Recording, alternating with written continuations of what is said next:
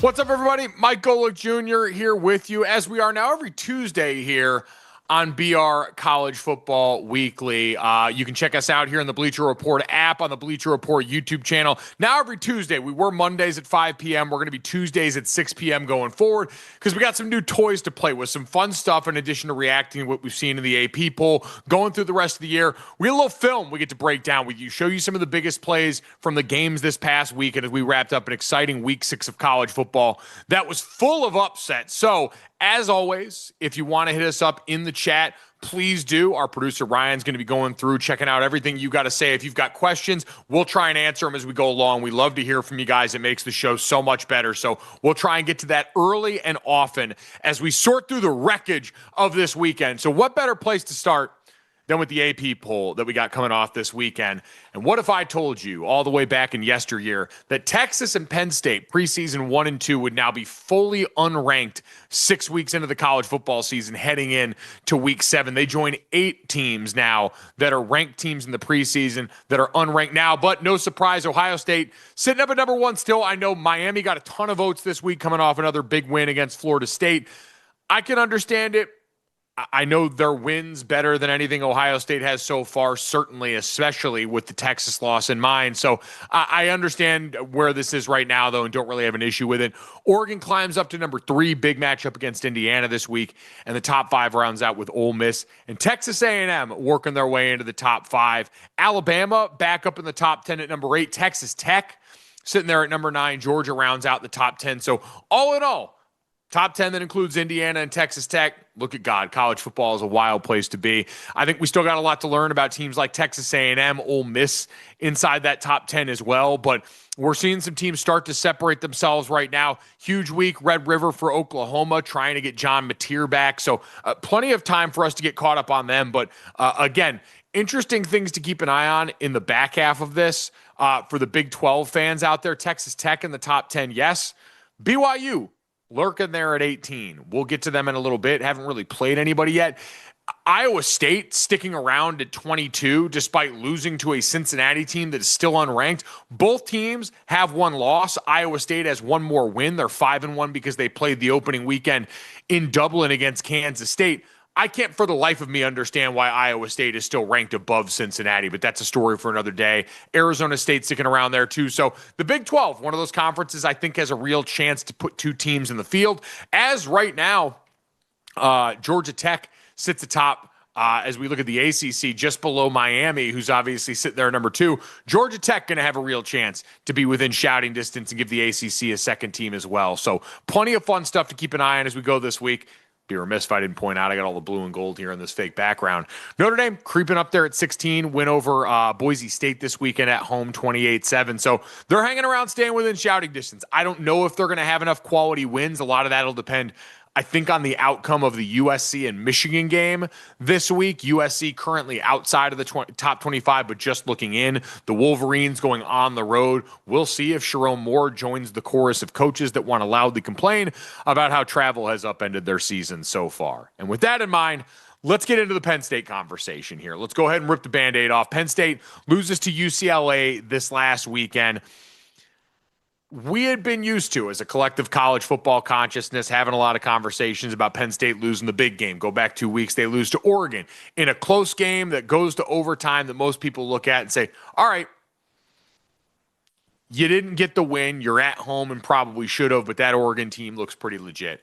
To go on the road and look as lifeless as Penn State did against UCLA, to me, is inexcusable. 42-37 for the Bruins, the previously winless Bruins, who I believe are the first team since 1985 to, as a winless squad, beat a top 10 team in college football. And we're going to have and hear a lot of conversations about James Franklin's future. All the jokes being made about how, I think it was Annie Agar, we have the tweet, that James Franklin couldn't win the big one forever, so now has decided he's going to lose the small ones too, just to keep everybody on their toes.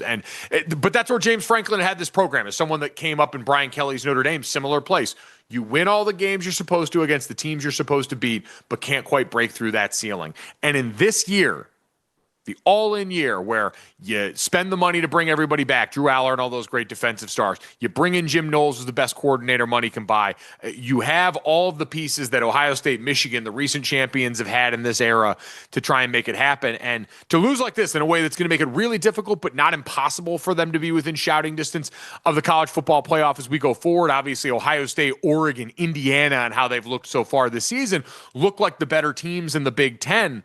I don't think you can fire James Franklin if you're Penn State, right? He's a $50 million buyout, and he's a coach who wins. And I don't want to fully give way to the caviar problems that develop in college football for winning fan bases. But at the same time, it's fair to wonder, if not now, then when is it supposed to get better, especially in this era? Wendell Callwood, he won't be fired this year, but after another Ohio State L, he won't be back. I do wonder if both sides look at the situation and wonder, hey, could I be better off with a fresh start somewhere else? We hear people talk all the time about after 10 years, does the voice become stale for James Franklin? He's a darn good coach. We know what he did at Vanderbilt. We know what he's done here at Penn State. But for Penn State, if you're going to continue to try and spend at this clip, you got to wonder what's going on here. And I think part of that's a Drew Aller conversation, too. You pull back up the stats for this game. A lot of people I heard point out, hey, Drew Aller didn't actually play that bad. Ended up leading Penn State in rushing, which is a problem, by the way. The fact that he led them in rushing against a UCLA team that's 127th in college football, allowing 5.31 yards per carry, 19 of 26 for 200 yards and 2 touchdowns. The fact that this is a good Drew Aller game is the problem. He is still a player where the gifts have not yet become consistent performances against top-end opponents, let alone a defense like UCLA that I watched Utah upend early in the season and thought, hey, I don't care what Nico ends up becoming. They're not going to be able to overcome that defense, and yet they did here. So I think this is who Drew Aller is at this point. And I think for the conversation around what happens in the draft, you could always get hot the back half of the season. If he somehow pulls them back into contention, I'm sure people will fall in love with it all over again. I'm sure some NFL team will still believe that he can make it happen, but I don't know. I have serious doubts about the conversation. Let's put it this way. The conversations about him being the number 1 overall pick need to be put off to the side right now, and they need to figure out how to get him comfortable enough executing in this offense to make enough things happen here. But this game was about missed opportunities for Penn State, and I want to pull up one. I said we got a little film that we get to watch here. I want to show you the end of the first half of this game. So 4th and 2 at the end of the first half. We'll ignore the fact, by the way, all 3 timeouts that Penn State didn't really feel like using at this juncture. So they're driving. They're in plus territory. It's 4th and 2. You're trying to get some points. It's been a dreadful first half. You were down 10-0 before you knew which way was up. And so they come through here, and it's 4th and 2. And now this is a protection decision. Now, I don't know Penn State's protection plan going in, but I know general fundamentals. You want big guys, blocking other big guys. Generally a good rule of thumb. Instead, what we're working with here is I don't know what Drew Aller sees before, how much control he has or the center has over how they set protection. But what you're seeing up here right now is you've got 7 guys around the line of scrimmage right here that look like they could be involved in this. You're trying to read safeties, body language as a quarterback to try and decide where. And in an ideal world, what you'd want is your 5 big guys up here blocking these 5 big guys right here. We call that 5 down. Just really simple. I got the guy in front of me. If you're the center, you got that linebacker right in front of you. And that would usually put the running back on one of the small guys. Maybe he scans from one side to the other. But again, you're kind of working off most dangerous here. Instead, and I don't know if Drew Aller thought, hey, maybe this guy looks like he's in a position to come. And if he blitzes, usually that means you're going to get this guy slanting over this way and all working that way. And so what we get here is a full line slide protection. Takes all these guys and has them blocked to their right, which is fine if you get that movement and you get that accounted for, and then you got your running back on this guy right here on the edge of the line.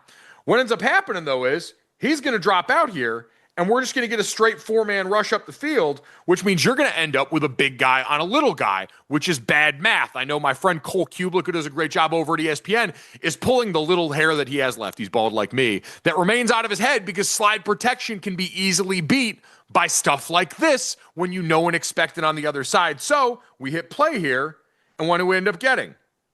4-man rush, slide protection here, and this guy's bailing out, and now you got little guy and a big guy.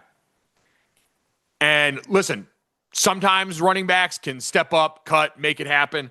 More often than not, it's going to be a bad situation. You got a big guy and a little guy. You get a free hitter there for a sack. Drew Aller throws this away. Drive is over. So, again, simple things that from the outside looking in, I don't know what their plan was. I don't know what they thought, but I'm just taking you as a former offensive lineman through what usually are base protection rules. You want little guys blocking little guys, and when you get a big guy on a little guy in protection, that's a brutal way to go out. So that was one of the areas that was the issue. The other on the other side was what we saw from Nico Iamaleava all day long as a rusher. And these were back-breaking rushes against the Penn State defense that is supposed to be one of the best in college football and did not show up for this game. James Franklin can talk about the time difference, all that stuff. I've watched this UCLA team on offense. And Nico, former five-star. We know what his time at Tennessee ended up like, the trade that ended up happening with him and Joey Aguilar. But what you're going to watch right here, so as a quarterback, especially a mobile quarterback, you're always keeping your eye out in long downs and distances for, do I get man coverage and do I have a seam to go? Because with man coverage, what ends up happening is all of these defenders can end up with their back turned. They're running, they're trying to stay with their guy, they're playing the man there. And so you're going to get a full out pressure here. You got 6 guys up by the lines of scrimmage, and we're going to get all these guys coming up front here.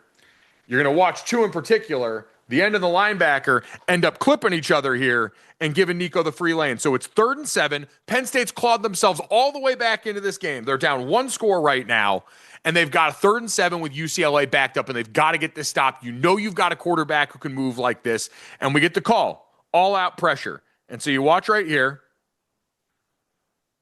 Pressure gets blocked up on this side, and the left guard does a really good job right here of closing it down. You got an opportunity to make a seam for your quarterback, so you got wide open space over here for Nico to sneak up through, and then you're going to watch these 2 defenders both take each other out right after this. Bad news bears. He can't catch him. Nico takes off for one of the many big runs, over 120 yards rushing in this game. His legs were the difference. He also was a better passer, I thought, for a lot of the day. Able to show off that strong arm, put the ball into some tight windows, make the plays necessary.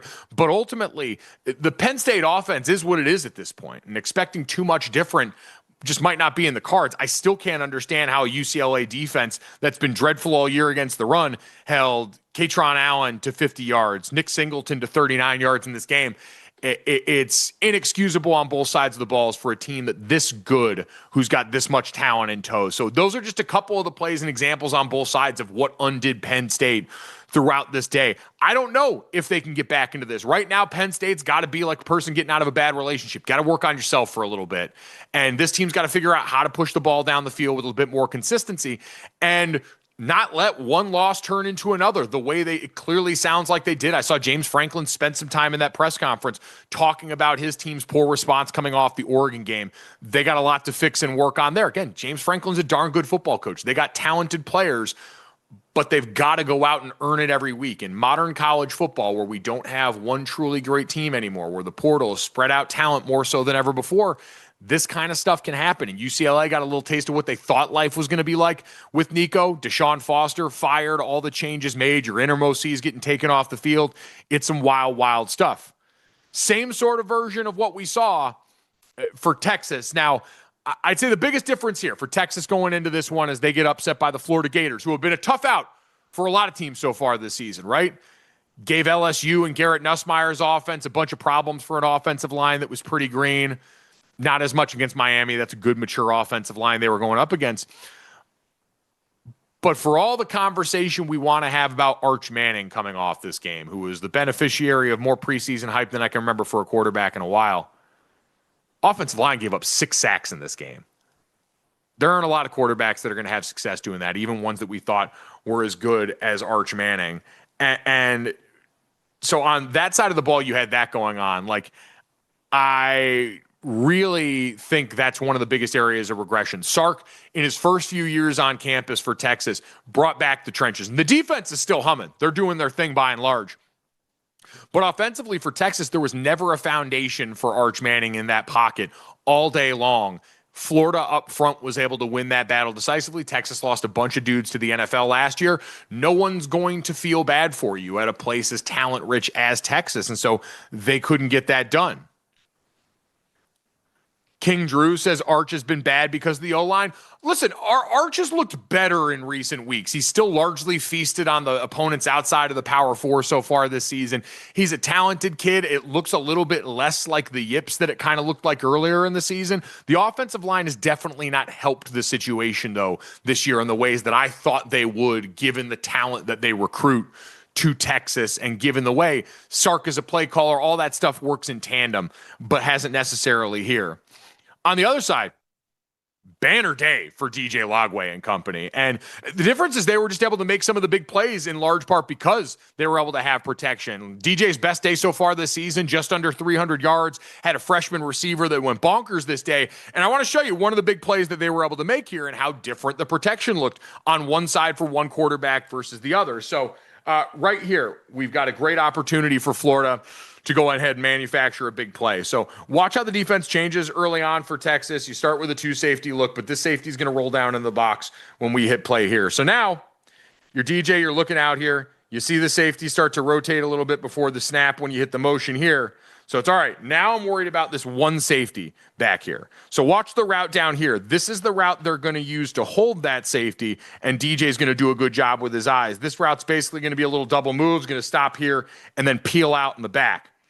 And so you're going to have DJ putting all his focus right here, and watch how it moves the safety after we hit play here. So DJ's going to look down this way the whole way. You're going to see that safety on the back end start to bail out, especially when he hits that double move. So DJ's been looking this way. This safety goes screaming this way. Now we got man one-on-one on the back end of this. DJ's going to turn the other way and fire that thing and give his guy a chance to make a play. And what you saw a lot during this day was, hey, even for the balls where Texas had a chance, guys weren't stepping up to make plays. On the back end of this one, it's a 50-50 ball, defender's backs turn, and the wideout for Florida goes up and makes a great play on this one. So, again, and I wanted to show you on the back end of this, the other view. You look up front, nothing but time. Look at the pocket here. Nothing but time. Sit and pat the ball, put his eyes down the field and fake one way, and then give his guy a chance to make a play. That's the difference. When you've got time, certainly the right play design there, and guys that can step up and make plays, good things tend to happen for you. So that's the difference on the day. And again, I think Texas got to get back to building its house the right way. Arch Manning is going to take a lot of the criticism at this point because that's how it goes with quarterbacks. We over-index on praise, and then we certainly over-index on criticism. But I think looking along the trenches, Aggies Rock says Texas woes fall on the media hype. Texas was the only D1 school to recruit Arch for quarterback. Listen, I get people are going to do the last name thing. It's a card-carrying Nepo baby. I understand how this goes. Like, I understand the last name and the opportunity. A program like Texas and a coach like Sark aren't going to willingly not just take, but start and keep a player that they don't think is capable of playing at this level with everything that's at stake for them. Sark's been around the block. He knows how fleeting these opportunities can be, how quick things can change. People want to fire James Franklin this week after all he's done. I just don't think it's, hey, they completely misavowed this. Bud Elliott talks about this all the time and does a great job. Like, with all the information we get during these recruiting camps, the visits and everything else, the evals don't usually miss too badly too often. And I think Arch could eventually figure it out, but man, it might have just been one of those situations where the stars aligned perfectly in the opposite direction and we all hyped it at the wrong time, and the rest is history. The media hype certainly didn't help. Arch looked like a guy that was gripping the bat too tight early on, but now I think the rest of Texas's problems come into focus a little bit here. So Texas gets a big loss, not back right now. We will make the joke there. Florida, going to be a tough out for the rest of the year because of that defense. We'll see if the offense can start to put it together a little more, especially with a freshman wideout coming on who looks pretty talented.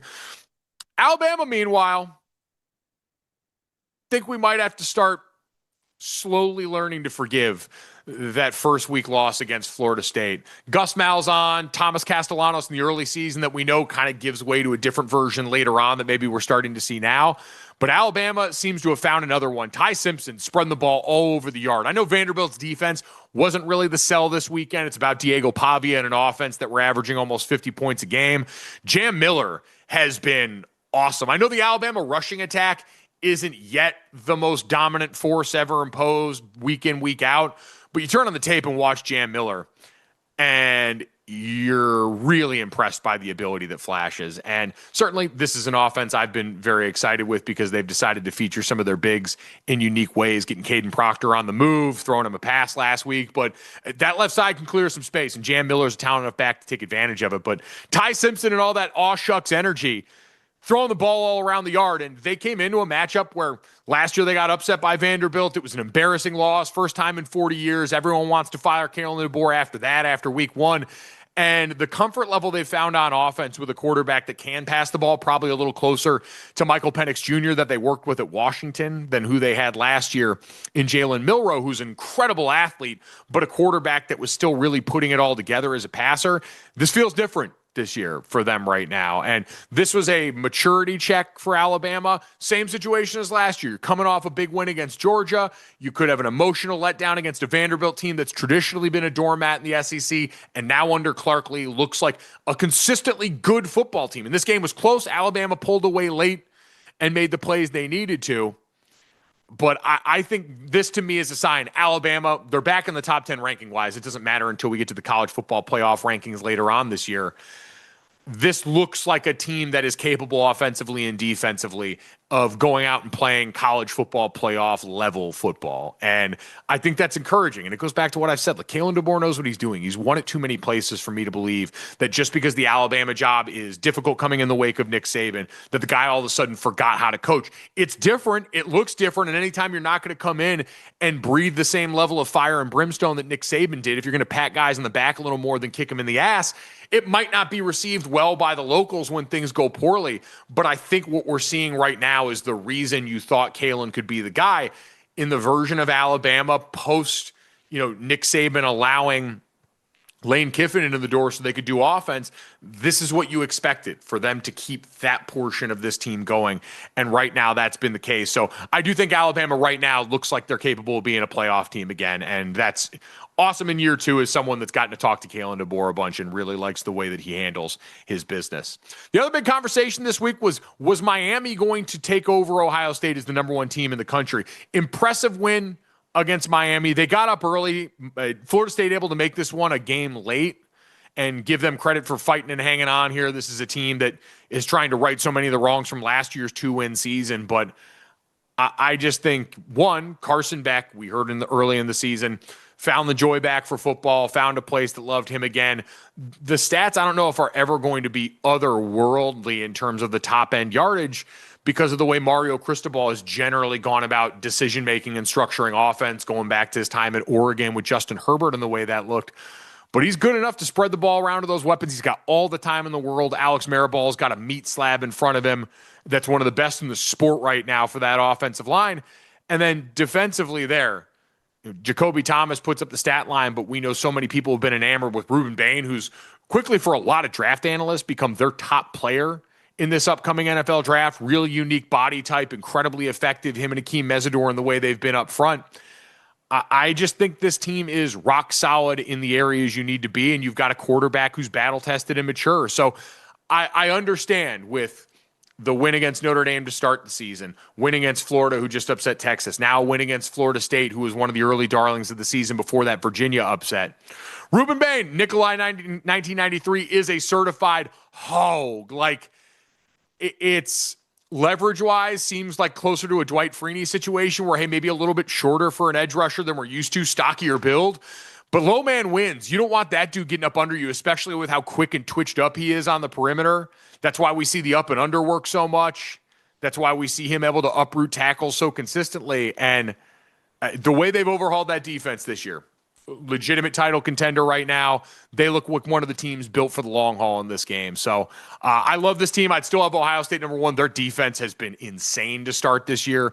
Julian Sain will probably get talked about more as they get into conference play here, and we see them, get some matchups against more quality opponents more frequently. But Miami, I mean, there's a reason. I think they got 20.